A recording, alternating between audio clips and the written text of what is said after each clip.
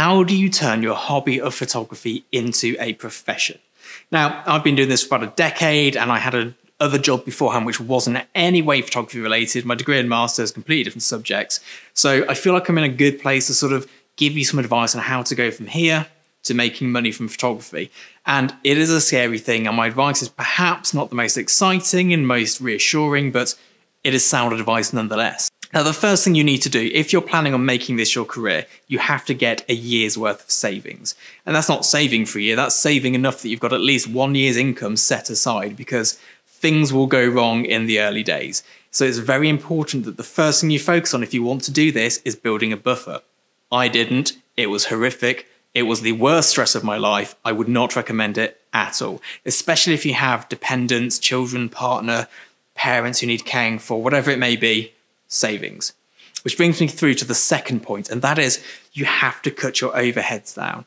And even now I still live a very frugal life because we had the Brexit fear, now we've got a pandemic going on, so I need to make sure that my overheads are as low as possible. I don't frivolously spend, I don't have credit, I don't, all these things. I don't drive a fancy car on finance or a fancy car at all. I drive perhaps the least fancy car money could buy. It didn't take a lot of money either, but everything is very frugally done. I don't go out before the pandemic. I don't wear expensive designer clothing. This is a t-shirt that one of our kids designed, our youngest one, who drew this picture, and I had it embroidered onto a plain black t-shirt. My jeans are just cheap jeans. My shoes I spend money on because, anyway, digression overload. You need to cut your overheads down. I used to go out for coffee every day. Now I have nice coffee at home. Now I spend a lot of money on coffee at home, but it works out cheaper, and that's like a compromise I make. And then, I don't have every service and every subscription going. I choose which one's really important to me and sack the rest off. So get your overheads to the minimum level you can. Downsize everything that you can and just sort of try and save as much money as possible. Isn't that right, Moggy? As well as the savings and the reduction in overheads, you need to own all the kit you're likely to need for the first year. Now, that's not to say that you need to own all the kit, but you need to have a camera and a backup camera, a few lenses, the lights, the basics to get the job done. You can always rent in at other times, but what you don't want to be doing is going into it with either all of that kit on finance, you're still paying for it whilst you're trying to set up a business, or that you're still buying kit whilst you're trying to make a living, so you're going to be dipping into those savings. Try and own 2 bodies, maybe 3 to 4 lenses. If you have a particular niche, maybe you only need 2 lenses or 1 lens. Most of my work's done on 1 lens. A couple of lights if you're using lights. Just make sure you've got those things there so you're ready to go for those last minute jobs that you're not going to miss out on. Buy it used, don't buy brand new kits, save the money. Anything from 2008 onwards is good quality. The next thing you need to do is make sure you have your website, social media and portfolio in place. You want to make sure you've shot a solid portfolio.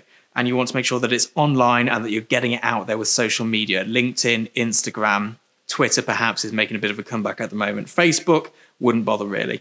But yes, make sure you've got those things ticking over and they're all in place. Don't try and build your website once you've sort of left your day job. You want to have it so you're ready to hit the ground running. Now, as well as your social media and getting those daily posts out on Instagram, the stories, and making sure that you're telling everyone what you're doing and who you are and all that good stuff, you need to go to networking events. Now, obviously, this isn't happening right now in the UK because of the pandemic, but looking forward, and if you're watching this in the future, you're probably not watching it in the past, but I was about to say that makes no sense.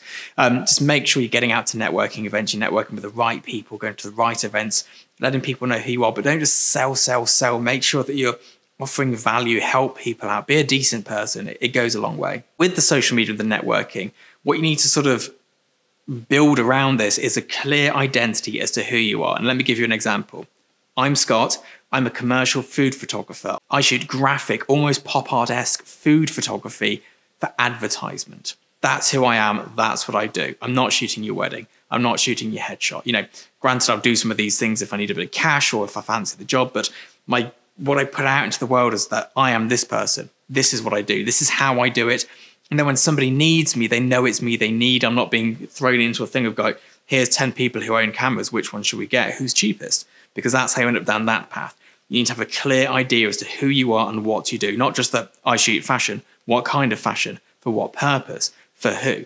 It needs to be really specific. And every morning you need to remind yourself who you are, what you do. And then the rest of your day should be built around that. The social media, the networking, the test shoots. Everything must have a purpose. Now, the final point is obvious. It's you need to leave your job, but You cannot become a professional until you leave your job. You will never build up enough income from photography whilst working a day job. You can't get good enough at photography whilst working a day job. You need 10 hours a day, every day, to plunge into your craft, into your marketing, into your networking, and into just building that beautiful portfolio. That's why you need the savings. And this is how it all sort of fits together. If you don't have those savings at the start, you can't take that year to build your photography. By the end of it, you want to be getting work and getting those clients in. But for the first 6 months, it's just about test shoot, test shoot, test shoot. And you have to leave your day job in order to do it. If you're still in your day job going, I can't quite make the transition, work on the savings, work on reducing your overheads, and then make the jump so you've got the time to build that quality of work. You can't do it with a day job. Getting home at 5 o'clock and trying to start photography, you're shattered. It's not possible. You need to wake up early in the morning, just have that whole day ahead of you. If it's to go and look out the window for the whole day to get inspiration and just have that headspace, or maybe it's just really crack on and work hard all day long, whatever it may be. Now, I hope this is of use to you. Let me know in the comments below if you have questions about this, or if you have any advice that you can offer. It'd be great to hear from you all. I always check the comments, and I'll see you later. Bye-bye.